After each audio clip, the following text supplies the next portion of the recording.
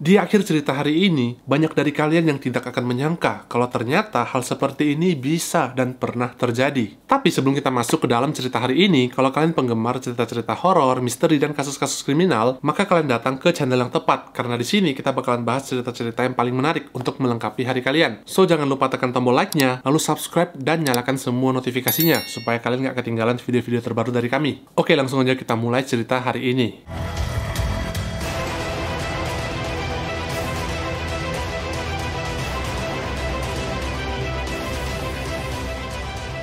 Pada tahun 2006, Heather Kwan adalah seorang mahasiswi berusia 21 tahun yang tinggal di kota Arizona, Amerika. Sejak kecil, Heather sering menghabiskan waktunya untuk membantu orang-orang yang membutuhkan, di mana dia terlibat aktif dalam kegiatan-kegiatan amal dan sering menghabiskan akhir pekannya dengan bermain bersama anak-anak yang kurang mampu. Semua hal itu memotivasi Heather untuk mengambil kuliah di jurusan hukum, karena dia ingin membantu orang-orang yang membutuhkan bantuan hukum, khususnya orang-orang yang kurang mampu. Heather tinggal di sebuah rumah yang dia sewa bersama pacarnya, Ryan Waller, yang masih berusia 18 tahun.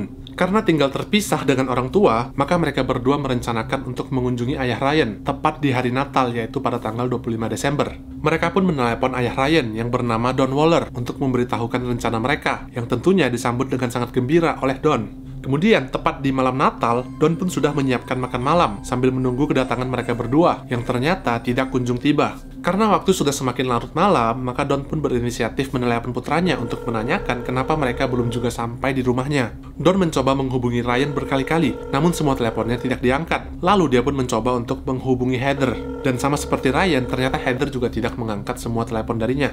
Saat itu, Don merasakan firasat buruk. Pasti ada sesuatu yang tidak beres. Karena Don sangat mengenal karakter putranya, yang tidak mungkin melewatkan makan malam tanpa memberi kabar sama sekali. Keesokan harinya, Don pun menelepon kepolisian setempat dan meminta polisi mendatangi rumah Ryan untuk memastikan apakah putranya itu baik-baik saja. Polisi pun tiba di rumah Ryan di Arizona. Mereka lalu mengetuk pintu rumahnya, namun tidak ada jawaban sama sekali. Mereka mencoba mengintip melalui jendela dan melihat ada beberapa lampu yang menyala di dalam rumah, meskipun sebagian besar rumahnya terlihat sangat gelap. Dan ada sebuah mobil yang terparkir di halaman rumah, namun polisi tidak yakin apakah itu mobil milik Ryan atau bukan. Polisi sempat berdiri di depan pintu selama beberapa saat, sebelum kemudian mereka kembali mengetuk pintunya dengan lebih kencang, sambil berteriak kalau mereka adalah polisi yang datang hanya untuk memastikan apakah Ryan dan Heather baik-baik saja.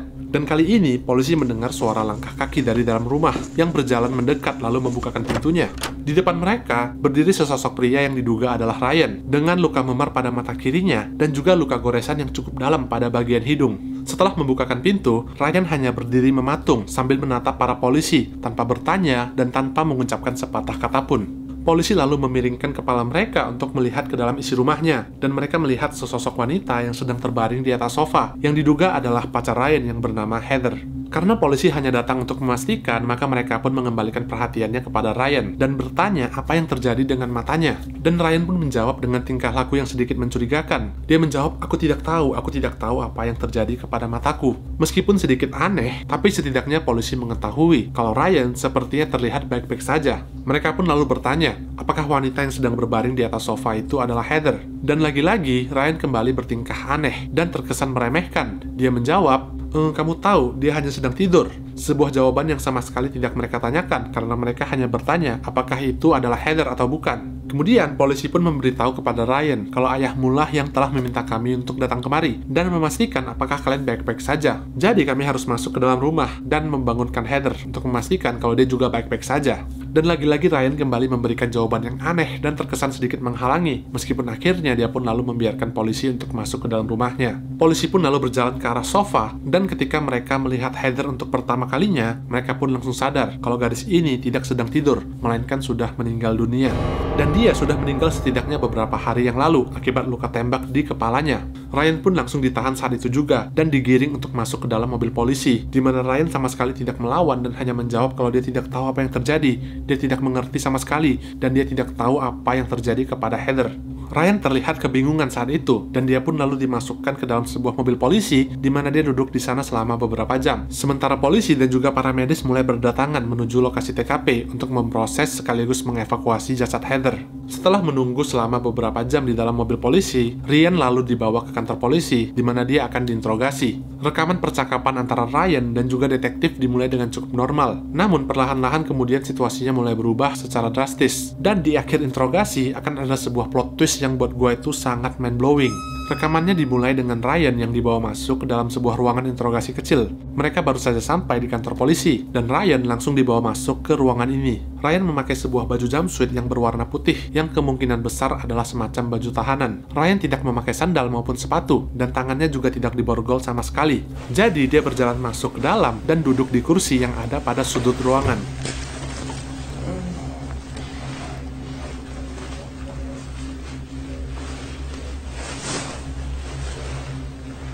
Dia hanya diam dan hampir tidak bergerak sama sekali. Lalu kemudian dia menyadari ada sebuah borgol yang terhubung dengan meja. Karena pada beberapa kasus, polisi harus memborgol orang yang akan diinterogasi, khususnya tersangka yang berbahaya. Tapi pada kasus ini, Ryan sama sekali tidak diborgol, dan dia juga tidak diminta untuk memborgol tangannya sendiri.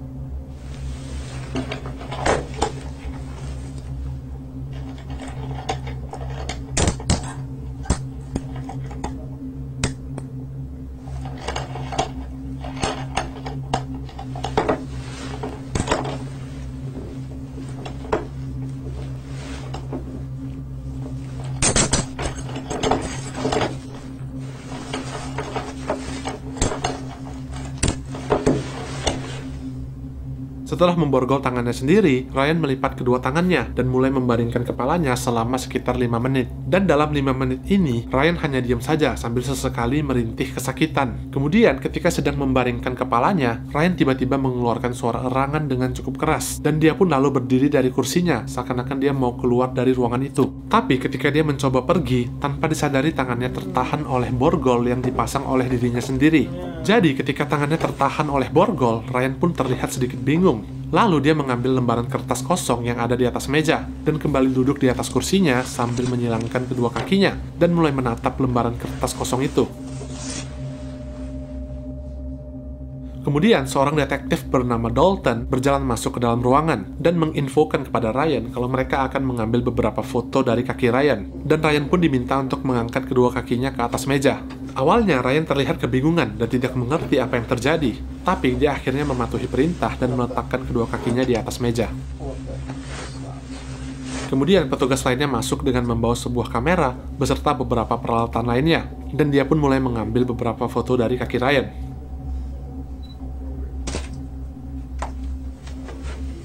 Proses ini berlangsung selama kurang lebih 10 menit, dan Dalton juga tinggal di dalam ruangan bersama mereka berdua. Jadi Ryan selalu bertanya kepada Dalton apakah dia sudah boleh pulang atau belum, seakan-akan dia tidak menyadari seberapa besar masalah yang sedang dia hadapi. Dan ketika Dalton menjawab kalau Ryan tidak boleh pulang, maka Ryan pun menunjukkan respon yang terlihat sedikit frustasi dan juga marah, mirip seperti seorang anak kecil yang merasa kesal ketika permintaan mereka tidak dipenuhi.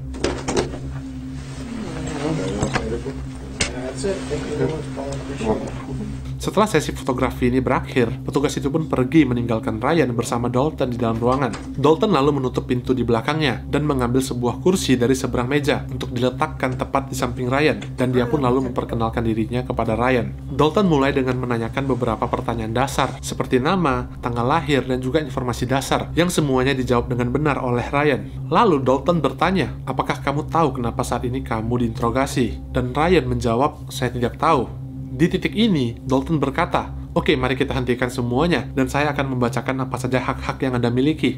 Saat itu, reaksi Ryan terlihat datar, dan terkesan tidak mengerti apa maksud dari semua ini. Dalton lalu menjawab, hey Ryan, saya akan membacakan hak-hak yang Anda punya, seperti yang sering ditampilkan di dalam acara-acara televisi tentang kasus kriminal. Apakah kamu paham maksud saya? Dan Ryan pun menjawab kalau dia tidak paham. Dan Dalton terlihat bingung, dan dia bertanya, apakah kamu tidak pernah menonton acara televisi tentang kasus kriminal? Dan di titik ini, Ryan tiba-tiba mengubah tingkah lakunya. Dari yang sebelumnya terlihat bingung dan juga kaku, menjadi sedikit lebih defensif, dan menjawab, ya tentu saja saya pernah menonton acara televisi itu. Di titik ini, Dalton jelas menganggap kalau Ryan telah berbohong untuk hal yang tidak penting. Kenapa dia berbohong? Padahal sebenarnya tidak penting apakah dia pernah menonton atau tidak. Dan tindakan kebohongan di awal ini malah membuat Dalton semakin tidak percaya kepada Ryan. Situasinya sempat berubah menjadi lebih canggung, di mana mereka berdua sempat diam selama beberapa menit. Dan Dalton pun terus menatap Ryan dan berusaha untuk mencerna apa sebenarnya alasan Ryan untuk berbohong atas hal yang tidak penting. Sedangkan Ryan hanya terdiam dan sedikit kebingungan dengan situasi yang sedang dihadapinya. Dalton pun lalu memutuskan untuk melupakan kebohongan tadi dan langsung membacakan apa saja hak-hak yang dimiliki oleh Ryan. Lalu, Dalton pun kembali menanyakan beberapa buah pertanyaan dasar, seperti apa pendidikan terakhirmu di sekolah. Dan saat itu Ryan tidak melihat Dalton, melainkan menatap ke sisi ujung ruangan dengan tatapan kosong dan dia menjawab, "Aku tidak tahu." Dan Dalton berkata dengan heran, "Kamu tidak tahu apa pendidikan terakhirmu?" Ryan pun menjawab, "Tidak, aku tidak tahu.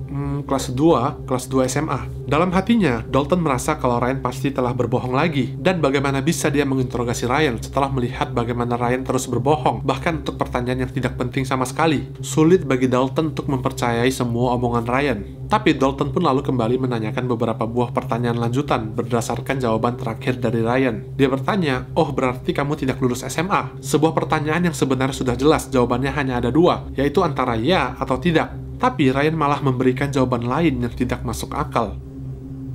Do you have a GED? I don't know. You don't know what? I don't know. I don't know. I just want to go home. Well, you're not going to go home right now.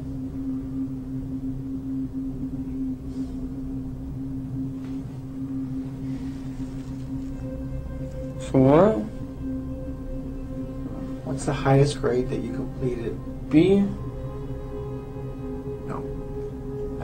Not grade, as in letter grade. I'm asking, did you graduate high school? No. And the highest you went was 8th grade?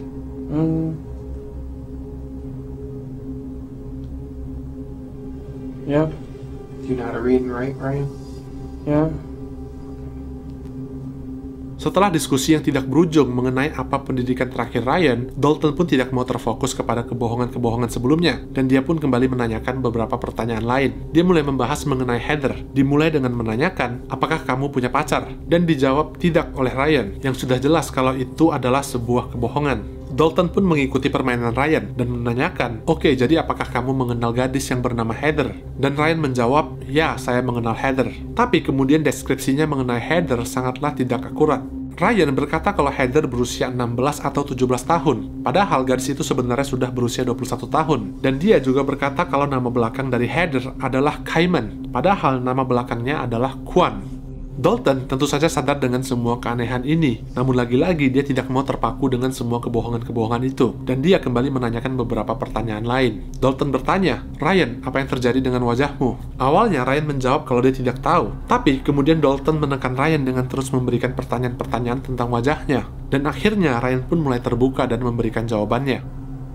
What happened to your face? I don't know. You told the officer just a few minutes ago that someone hit you. Do you remember who hit you? I don't know. I think it was Heather.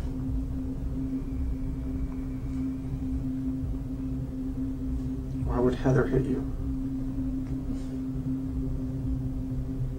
I don't know. It was an accident. I forgot why.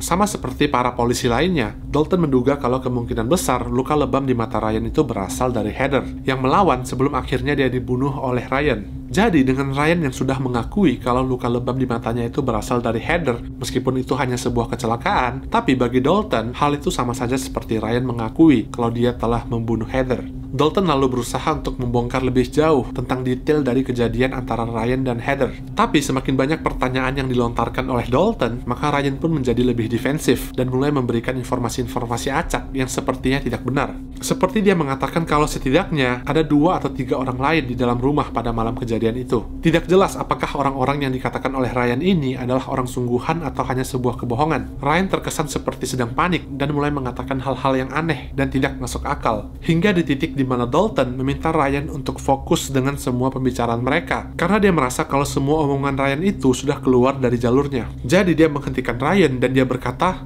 "Ryan, ada gadis yang meninggal di dalam rumahmu, dan saya butuh informasi." Hey, Ryan, Huh? Huh? there's a dead girl in your living room. She's dead? Yes. Heather? I don't know. I want to know what happened in your house last night. The girl on the couch is dead? I don't know if she's on the couch, she's dead.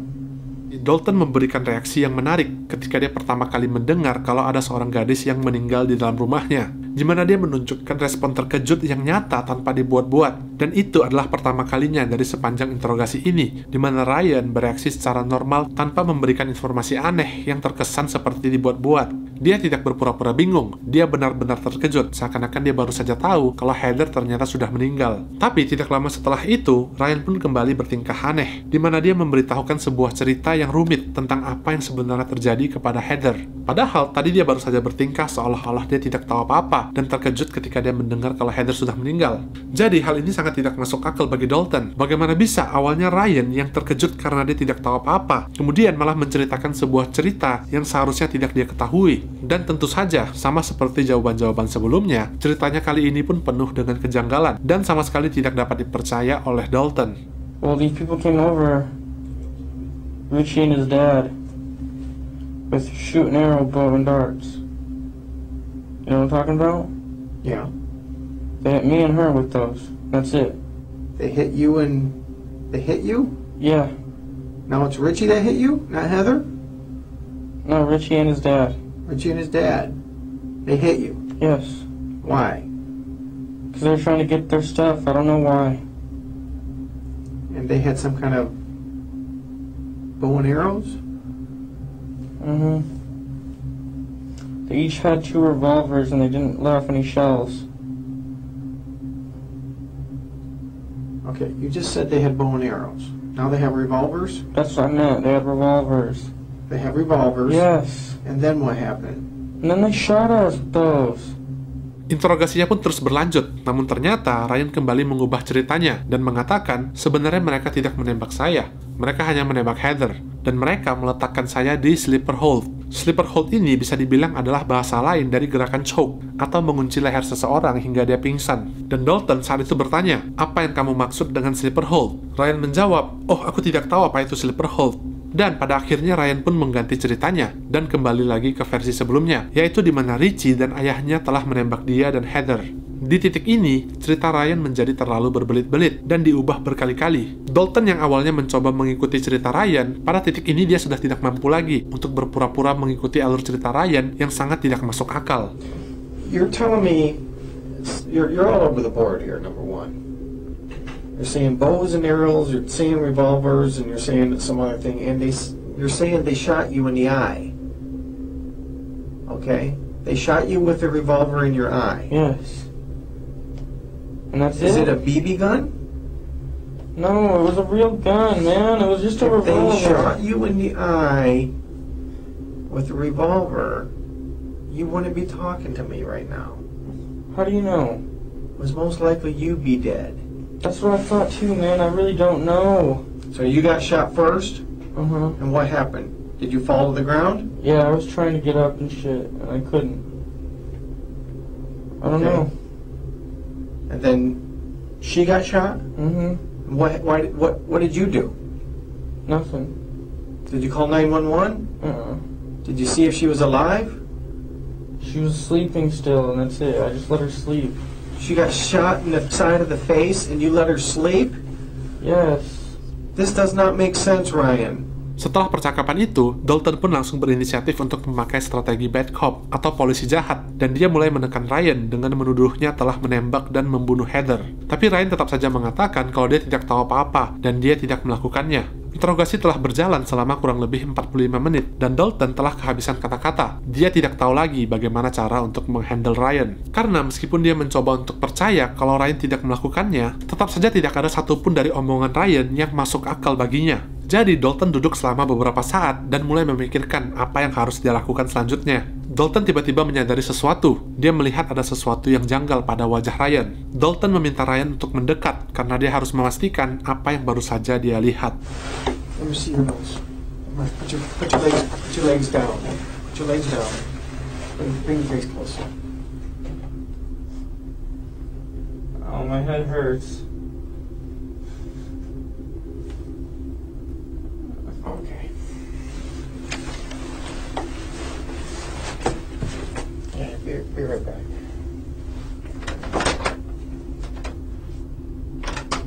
Apa yang baru saja ditemukan oleh Dalton adalah 4 buah lubang bekas peluru di wajah dan juga kepala Ryan. Dan Ryan tidak melakukan kejahatan sama sekali, melainkan dia juga seorang korban, sama seperti Heather. Tapi entah bagaimana caranya, saat itu dia berhasil selamat. Ceritanya bermula pada tanggal 23 Desember, atau 3 hari sebelum polisi datang ke rumah Ryan. 2 orang pria berusaha untuk membobol masuk ke dalam rumah Ryan dan juga Heather. Kedua orang pria itu adalah Richie Carver, seorang pemuda yang berusia 23 tahun, dan juga ayahnya, Larry Carver, yang berusia 54 tahun. Richie dan ayahnya adalah orang yang sama dengan yang Ryan sebutkan selama dia diinterogasi. Mereka berdua datang ke rumah Ryan dikarenakan ada pertengkaran yang terjadi sebulan sebelumnya antara Richie dengan pasangan itu. Saat itu, Richie sebenarnya tinggal satu rumah bersama Ryan dan juga Heather. Tapi kemudian Richie pun mulai sering menggoda Heather, dan Heather pun lalu melaporkannya kepada Ryan yang sangat marah kepada Richie. Ryan dan Richie lalu bertengkar dengan hebat, yang berujung dengan ditendangnya Richie keluar dari rumah mereka. Hal itu pun membuat Richie sangat marah karena merasa telah dipermalukan, sehingga dia menjadi dendam dan mulai membuat rencana untuk membalaskan dendamnya kepada pasangan itu. Sehingga pada tanggal 23 Desember, Richie dan ayahnya datang ke sana untuk membalaskan dendam. Mereka berdua mencoba untuk masuk melalui pintu kaca di bagian belakang rumah. Namun ternyata saat itu Ryan sedang berada di dapur dan melihat mereka berdua ketika mencoba membobol masuk. Ryan langsung berlari ke arah pintu dan secepat mungkin menahan pintunya agar mereka berdua tidak masuk ke dalam rumah. Richie dan Larry saat itu berhasil membuka sedikit celah pintu, di mana Richie lalu menyelipkan tangannya ke dalam dan menembak wajah Ryan dari jarak dekat sebanyak 2 kali. Peluru yang pertama mengenai sisi kanan hidung Ryan dan tembus keluar melalui sisi kirinya dan masuk lagi ke dalam mata kiri Ryan hingga bersarang di dalam otaknya. Bahkan peluru pertama ini ternyata meremukkan sedikit tulang tengkorak Ryan yang terpecah menjadi 6 bagian kecil dan semuanya menancap masuk ke dalam otaknya. Lalu peluru yang kedua ditembakkan di sisi kanan kepala Ryan. Peluru ini tidak menembus masuk ke dalam otaknya, tapi peluru ini meremukkan sebagian tulang tengkorak kepalanya. Ryan pun langsung tumbang ketika terkena tembakan yang kedua dan sempat pingsan, di mana Richie dan ayahnya berasumsi kalau Ryan pasti sudah meninggal. Mereka berdua lalu membuka paksa sisa pintunya dan masuk ke dalam rumah melewati tubuh Ryan yang sudah tidak bergerak. Mereka menuju ke ruang tamu, di mana Heather saat itu sedang tidur di atas sofa. Richie langsung mengangkat pistolnya dan melepaskan 1 kali tembakan ke kepala Heather yang langsung meninggal di tempat. Kemudian mereka berdua mengambil beberapa barang berharga dan segera pergi meninggalkan lokasi. Richie dan ayahnya berhasil ditangkap oleh polisi, dan mereka berdua saat ini sedang menjalani hukuman penjara selama seumur hidup. Beberapa jam setelah tertembak, Ryan lalu sadar dan berusaha untuk bangun, tapi sepertinya saat itu dia mengalami kerusakan otak yang sangat parah. Jadi Ryan sama sekali tidak menyadari apa yang sebenarnya telah terjadi. Saat itu Ryan melihat pacarnya, Heather, sedang terbaring di atas sofa. Jadi dia berpikiran kalau Heather saat itu sedang tidur. Lalu Ryan berjalan masuk ke dalam kamarnya dan dia pun tidur. Hingga keesokan paginya, dia terbangun dan ternyata dia masih belum sadar sepenuhnya atas apa yang telah terjadi. Ryan lalu menghabiskan waktunya di hari itu dengan berkeliaran di dalam rumah dengan jasad Heather yang dia kira sedang tidur. Dia mondar-mandir seharian dengan cedera otak yang sangat parah. Dia hampir tidak bisa berpikir sama sekali. Tubuhnya hanya melakukan apa yang biasanya dia lakukan tanpa bisa memahami kondisi di sekitarnya. Lalu Ryan pun kembali tidur dan keesokan paginya Ryan kembali melakukan hal yang sama tanpa menyadari kalau Heather sudah meninggal. Hingga kemudian di tanggal 26 atau 3 hari setelah kejadian, polisi pun datang ke rumah Ryan dan menangkap Ryan yang mereka kira telah membunuh Heather. Jika saat itu polisi tahu kalau Ryan adalah korban, maka mereka pasti akan segera memberikan pertolongan kepada wajahnya. Namun saat itu mereka malah berasumsi kalau Ryan adalah pembunuhnya. Dan luka memar di matanya itu pastilah berasal dari Heather yang melakukan perlawanan sebelum akhirnya dia dibunuh oleh Ryan. Polisi tidak memberikan pertolongan medis sama sekali dan malah membiarkan Ryan duduk di dalam mobil polisi selama 6 jam. Dan selama 6 jam itu bisa dibilang untuk setiap detik yang terlewati, maka semakin parah pula kerusakan yang ada di dalam otaknya, yang tentunya tidak akan bisa diperbaiki lagi. Semua pendarahan di dalam otaknya menjadikan kondisinya semakin buruk, hingga akhirnya dia dibawa ke kantor polisi dan diinterogasi selama 2 jam tanpa perawatan medis apapun. Hingga kemudian Dalton yang menginterogasinya pun menyadari kalau ada yang tidak beres dengan Ryan, karena semua jawabannya terdengar terdengar sangat aneh dan juga tidak masuk akal. Dalton berhenti sejenak dan mulai memperhatikan wajah Ryan. Dia menyadari ada lubang bekas peluru pada wajahnya, terutama di hidung Ryan. Di sanalah Dalton menyadari kalau mereka telah melakukan kesalahan besar dan segera memanggil ambulans. Dan inilah rekaman ketika unit fire department yang sudah tiba lebih dulu dan masuk ke dalam ruangan interogasi sambil menunggu kedatangan ambulans. Hey guys. Captain, you're not going to believe this one. I can't believe it either. You're right. I've already heard the story. I can't believe it. This is just my observations that this might be an entrance, this might be an exit, this might be into his eye. And he's acting like he has a serious head injury, which would make sense. Ryan lalu segera dibawa ke rumah sakit dan menjalani operasi darurat untuk menyelamatkan nyawanya.